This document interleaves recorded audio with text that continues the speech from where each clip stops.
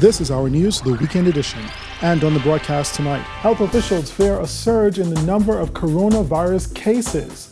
Tonight, the health minister urging Bahamians to do their part. The success to which the Bahamas controls this pandemic is not dependent on just the health sector response, but on each and every one of us doing our part. Plus, the National Security Minister provides an update on the COVID-19 field hospital and remembering Sol Lynden on his birthday.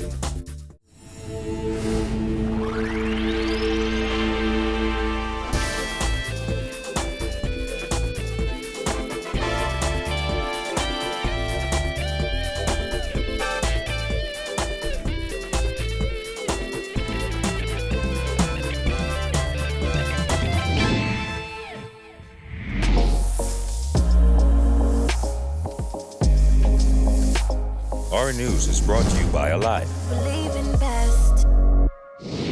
Good evening, everyone. I'm Andrew Knowles, and thanks so much for joining us. Topping news tonight, there are no new confirmed cases of COVID-19 in the Bahamas, as that number remains at 4. This after more than 100 people were tested locally. During a news conference this afternoon, Health Minister Dr. Dwayne Sands warned Bahamians not to get excited over the low number of cases thus far, noting health officials fully expect a surge of confirmed cases in the near future. I believe that we are concerned about the possibility of a surge in the near future. And so while we are gratified to see the number at only 4, we do not believe that we should in any way restrain our efforts to both mitigate this, but also to identify and to manage any patients. And so we are going to ask people not to have a false sense of security. Of the 4 people who have tested positive, only the first case, the 61-year-old woman, is hospitalized in stable condition, while the others are being treated in isolation. These 3 all had contact with the first diagnosed case. 7 others are in quarantine and 35 released. To date, we have tested 117 persons, and we have only the 4 positive. So our testing is ongoing based on our criteria for testing. And of course, that number will be changing as we continue our contact tracing and continue to test persons who present with symptoms and meet our criteria. Yet, the ministry is expanding testing. There are 1,750 test kits on New Providence, and 10,000 rapid test kits have been ordered. 2,500 test kits are expected in New Providence by midweek. Our partner, the Pan American Health Organization, or PAHO, is helping to build lab capacity and continues to assist in sourcing test kits. Also coming out of today's news conference, the announcement that the Doctors Hospital facility on Blake Road opens Monday, ready to treat any COVID-19 ill patients. The health minister also assuring the public there are sufficient supplies for healthcare workers, and they are well ahead of the demand. We recognize that this was something that could potentially be a problem. So several weeks ago, we started to identify N95 masks, surgical masks, gloves, gowns, etc. And so we now have more than an adequate supply, not just for healthcare workers, but for immigration, defense force, police officers, and so on and so forth. We are calculating the term that Dr. Dallery just used, the burn rate, to see how long an inventory that we have, and we have more than many weeks' supply, and we anticipate this week that we are going to have huge additions to that supply. When asked about face masks as a means of protection, infectious disease consultant Dr. Nakia Forbes advises use only in 2 sets of circumstances. That is sick people who are either having cough, fever, or shortness of breath, sneezing, and other symptoms, or healthcare workers in order to protect them when they're providing care for patients with COVID-19 in the fields. If you are not in this category of persons, wearing a mask will not prevent you from getting COVID-19. You're going to touch it more, and air could leak around it, making you more at risk, and it's going to deplete those masks for healthcare workers. I'm asking you not to do it. And while the health minister is satisfied with the mitigation efforts so far, he foreshadowed even more measures. We have assessed the impact of the restrictions that we have made to date, and we continue to adjust them based on our understanding of the situation on the ground. It is likely that additional changes will be made. We are pleased with what has happened. To say that we are 100% happy would be incorrect and imprecise, and the public can expect additional changes to come. The health minister also responded to questions over what would happen if coronavirus cases are confirmed in Grand Bahama, whose hospital was decimated by Hurricane Dorian last year. Sands said a COVID-19 facility was identified on that island. The Public Hospital Authority responsible for acute care services in Grand Bahama have completed the construction of a special COVID facility at the Rand Memorial Hospital. Patients will be managed there, separate and apart from the regular care of patients, which will continue in the Samaritan's Purse unit, as well as those parts of the Rand Memorial Hospital which is open.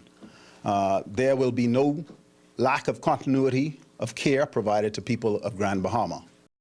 Dr. Sands also used the opportunity to warn the public about fake news circulating on social media about the coronavirus.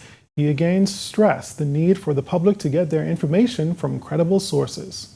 There are many, many reports that come purposed or presented as if they come from an authentic, reliable, verified source. And I would encourage Bahamians, residents and citizens, that if it does not come from the Ministry of Health, the government of the Bahamas, the Office of the Prime Minister, there's a good possibility that it may be fake news. Dr. Sands says it's most unfortunate when people share mistruths, as it could lead to panic. I have heard so many voice notes today talking about 60 people, 80 people, 100 people COVID positive. All of it is fake news. And that is unfortunately the environment in which we live. We have some challenges, but we are going to do our very best to get through this, and we will get through this as a country if we work together, if we lean on each other, if we rely on each other, and if we take care of each other.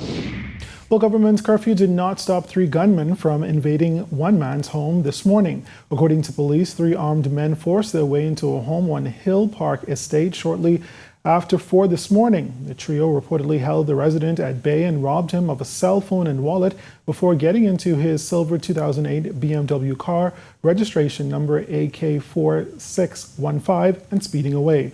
Police are appealing for the public's assistance in identifying and locating the men responsible for the burglary and armed robbery. Anyone with information is asked to contact the Central Detective Unit at 502-9991 or 2 Crime Stoppers at 328-TIPS or the nearest police station. Investigations continue.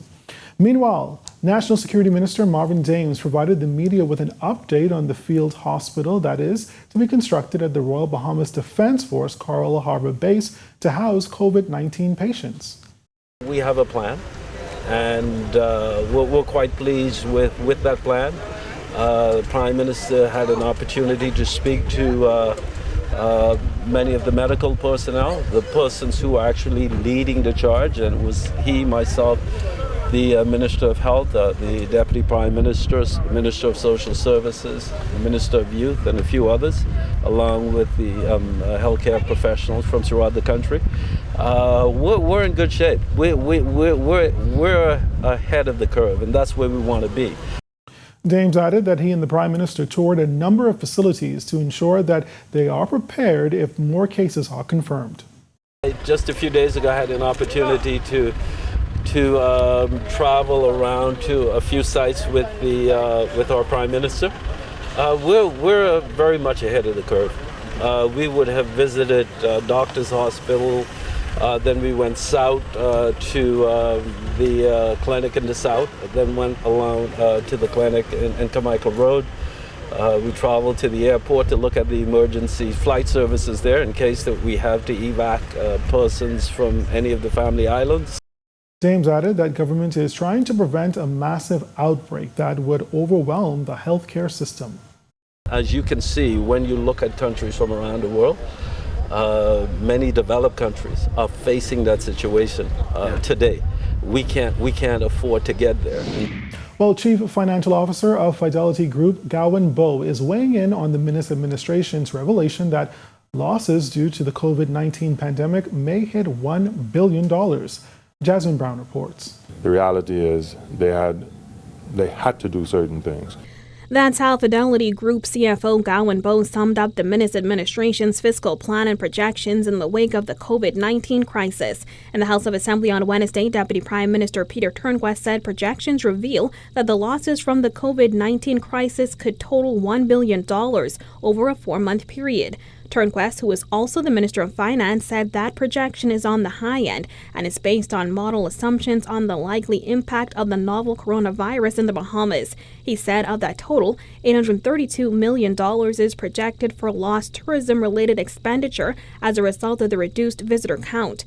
The government has also announced a number of social safety plans to help those in need. Spending more money in the healthcare system, cannot fault that because we know people are going to get sick.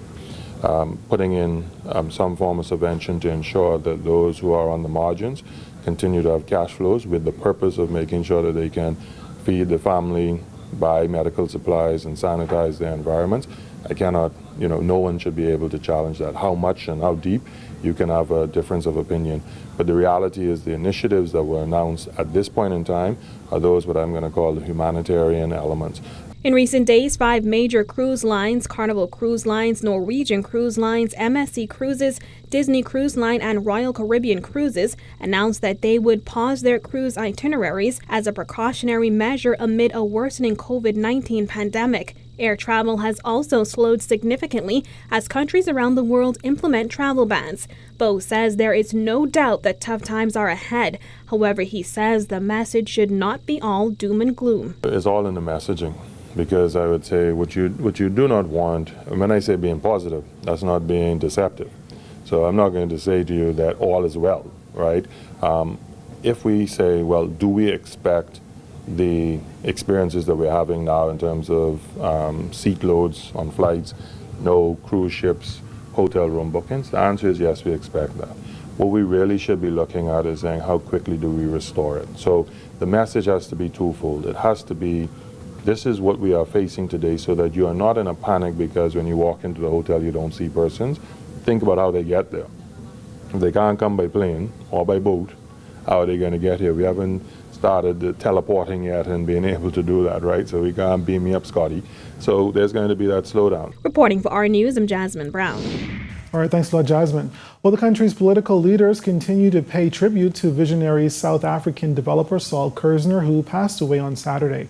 Prime Minister Dr. Hubert Minnis said in a statement, no history of the modern and independent Bahamas will be complete without reference to the positive and pervasive impact that Sol Kerzner had on the social and economic development of the Bahamas.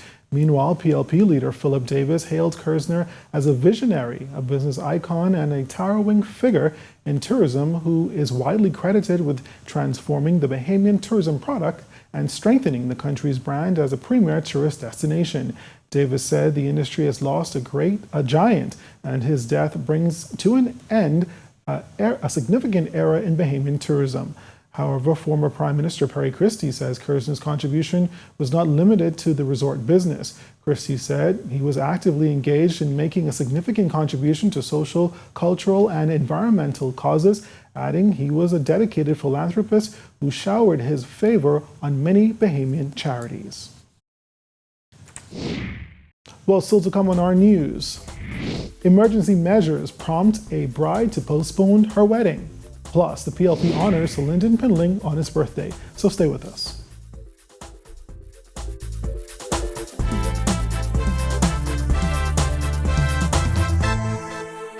The world's most tender, juicy fried chicken requires the highest quality ingredients. Our team of cooks start with KFC's secret recipe of 11 herbs and spices and fresh chicken every day. Hand-breaded and cooked to golden perfection, ensuring that KFC's chicken is hot and crispy every time. Pick up a fresh prepared in-store meal starting as low as $20, including VAT today. Buckets at KFC Nassau. It's finger-licking good. Now at Capes Village, the Bahamas' newest and most state-of-the-art MRI facility, Advanced MRI of the Bahamas. Our doctors have over 20 years experience in the industry, and our equipment uses the best technology to capture high-quality images. Our MRI specialist is licensed in the Bahamas and with the American Board of Radiology. We offer same-day scheduling, and reports are issued in less than 24 hours. Come to Advanced MRI of the Bahamas. We do more better. Stay connected to the things and people you love, no matter what. Watch your favorite shows on TV, enjoy RevGo Play and HBO Go free. Experience lightning-fast internet speeds, unlimited local and international calling, free virtual number and free RevGo voice app, all still only $99. Call 601-8992 or email trio@cablebahamas.com to sign up. Rev, you and us, together.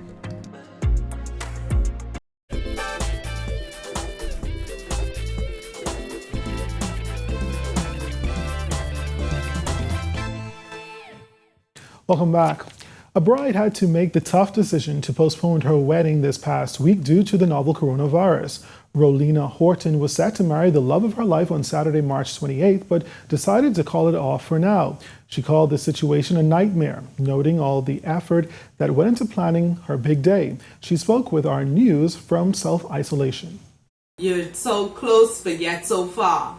And for me, it was very, very close. I got this is my invitation, this is my program and my reception card. You know, I had everything ready, I had everything purchased, my dress was ready, my girls was ready, groomsmen, they were ready to just go, and everything had been put on hold. And, you know, that's very hurtful. And, you know, I was really depressed first part of the week because, you know, I was like, oh my gosh, this is really happening to me. It felt like a nightmare, you know. 250 people were invited to Horton's wedding. Under the emergency order, which took effect on Friday, no wedding shall have more than 10 people in addition to the bride and groom. Horton said they have not set a new date as yet, as she and her fiancé want to wait until things get back to normal. She says breaking the news to her guests was surprisingly easy. They knew based on what was said by the Prime Minister. I got a lot of calls that day, and I got all kind of calls, and that's the way I notified them. I had a chance to even call them, they called me. Rolina said her advice to other couples is to have plans A, B, and C. I would say to always be prepared and stay focused. And, you know, for me, the only thing that kept me from really breaking down and losing my focus is consulting with God. Once God directs you and how to go about in another way, you'll be okay. The Progressive Liberal Party paying tribute to the father of the nation, Lynden Pindling, who would have celebrated his 90th birthday today. In a statement, party leader Philip Davis reflected on the life, legacy, and work of Lynden. He said Lynden was a national hero who stood on the timeless principles of freedom, social and economic justice, gender equality, and empowerment for all Bahamians in all spheres of national life. Davis lauded Lynden's contributions to defining and deepening the country's national and cultural identities. He urged all Bahamians to commit to the foundational principles of freedom, equality, empowerment, and justice. Davis says Lynden is gone, but certainly not forgotten as the struggle continues. The former Prime Minister died back in 2000 following a lengthy battle with cancer. Rev customers in Fresh Creek Andros experiencing a disruption in television services following a fire that took place at Rev's video processing facility in that community. The fire caused considerable damage to the facility, according to officials who say a technical team from New Providence was assembled and is on the island to conduct further assessments and investigate the cause of the fire. Rev says its team is working diligently to restore services to that area as quick as possible. When our news, the weekend edition, comes back from the break, how government plans to proceed with COVID-19 testing. And later, we count down the most memorable quotes of the week.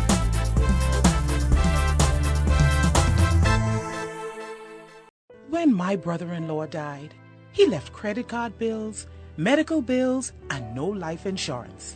Now, every day is a struggle for my sister. I can't do it. I took my husband to Star General to sign up for a final expense plan. Anyone from 50 to 85 years old can get anywhere from $5,000 all the way up to $30,000 worth of coverage. No matter what life has planned, we'll have the final expense plan from Star General. Open MRI of Nassau and Freeport has the only open MRI machine in the Bahamas. Its non-tunnel architecture can accommodate up to 500 pounds and is perfect for claustrophobic patients. At Open MRI of Nassau and Freeport, we accept local and U.S. orders for MRIs. Same-day appointments are available, and reports will be provided within 24 hours. Phone Open MRI of Nassau at 393-1886. And now a new location, Open MRI of Freeport in the Medical Pavilion, East Sunrise Highway. Finally, the freedom to choose at home. Open MRI of the Bahamas, the MRI specialist. The world's most tender, juicy fried chicken requires the highest quality ingredients. Our team of cooks start with KFC's secret recipe of 11 herbs and spices and fresh chicken every day. Hand-breaded and cooked to golden perfection, ensuring that KFC's chicken is hot and crispy every time. Pick up a fresh prepared in-store meal starting as low as $20, including VAT today. Buckets at KFC Nassau. It's finger-licking good.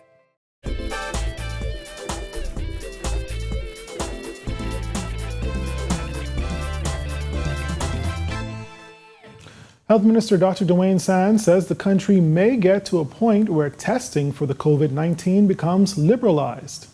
Right now, we're not at that point. There are some people who believe we should be at that point. And liberalized testing means you can just... On demand. Okay, I can show up and say... The current World Health Organization is test, suspected cases. Not everybody is a suspect case. You're not a suspected case just because you think that you want to be tested. But we may get to a point when, as this thing takes on more legs, that we decide that we're going to test anybody on demand. You see drive-up testing facilities elsewhere. In the meantime, COVID-19 laboratory testing is being conducted only here in New Providence at the Ministry of Health's National Reference Laboratory. The lab is fully accredited by the College of American Pathologists and certified by PAHO and WHO to perform COVID-19 testing. Bear in mind that before we had the opportunity to do testing in New Providence, we had to send it to Trinidad or to the CDC in the United States. And so the idea that testing can be done and get a result within 24 hours is incredibly revolutionary. It's progressive. It gives us a lot more flexibility than we had before. And so we have been building out capacity. But we are not setting up national reference labs in Grand Bahama, in Acklands, in Crooked Island, in Long Island. We simply do not have the need, nor do we have the resources to do that. Well, news that the country has acquired hundreds of additional COVID-19 test kits is being commended by a top infectious disease doctor. Director of Doctors Hospital Infectious Disease Program, Dr. Charlie-Ann Beth Bonnaby, says the more tests in the country, the better prepared the nation can be. It's very important because testing allows us to determine who is positive and diagnose, and our ability to contain that person and provide contact tracing to see who those individuals were in contact with and subsequently test and that sort of stuff. So it is important. It helps us to prevent further spread and transmission of the virus. During a communication in the House of Assembly on Wednesday, Health Minister Dr. Dwayne Sands said the government has enhanced testing capacity. He revealed that there are an additional 750 COVID-19 test kits available in the Bahamas, and officials have ordered an additional 5,000 to 6,000 more. Dr. Bonnaby says testing is key. As for those who should be tested, those at high risk. So if you're taking care of somebody who is known to have COVID, if you're in contact with somebody who has COVID, then call your Ministry of Health so that they can determine what your risks are, and they'll let you know if you need to be tested or not. we count down the most memorable quotes of the week. That's coming up when our news, the Weekend Edition, returns.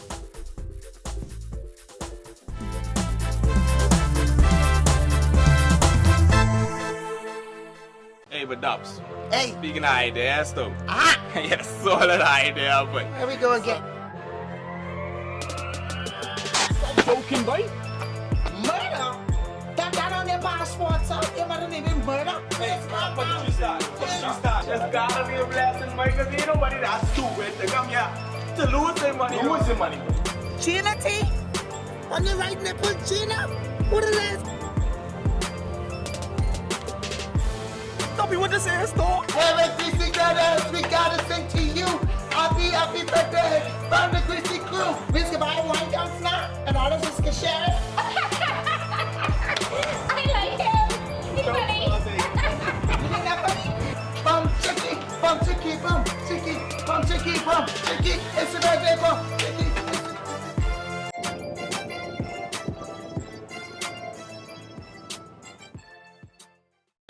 Tough questions, real answers.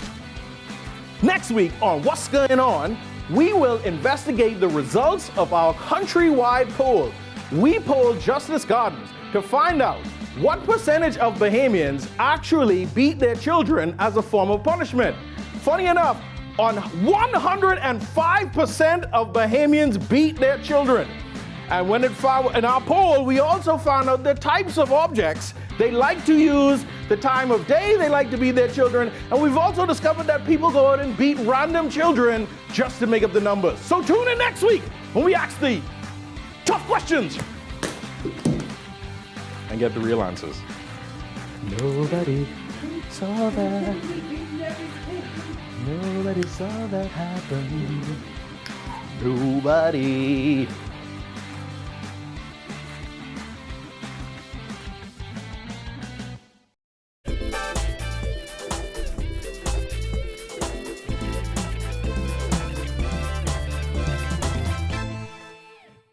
Finally tonight, it's that time when we take a look back at the most memorable moments of the week in news in our Quote of the Week segment. Coming in at number 3 is Police Commissioner Anthony Ferguson, who on night 1 of the 11-day curfew warned residents to adhere to the emergency order. I want people to take this very serious. This is not a dolly house. With the rapid spread of the coronavirus, Tourism Minister Dionisio Diaglo said Bahamians must face the grim reality that we may have no tourists. His comments take the number 2 spot. Simple yet inconceivable reality we all need to grasp is that there will be no tourists. And the announcement by the Prime Minister of an 11-day curfew in the country, along with the suspension of operations by businesses in an effort to fight COVID-19, takes the number 1 spot for Quote of the Week. The curfew is hereby imposed, extending each night from 9 p.m. to 5 p.m. to 5 a.m. with such exception as may approved by the Commissioner of Police. This curfew would commence at 9 p.m. tomorrow. And already the Commissioner of Police has exempted those trucks and personnel, tankers and vehicles that are responsible or working with our gas stations and gas facilities. We will end the curfew after consultation with medical personnel. Well, that does it for our Quote of the Week and other stories making news this evening. Our weather forecast is coming up.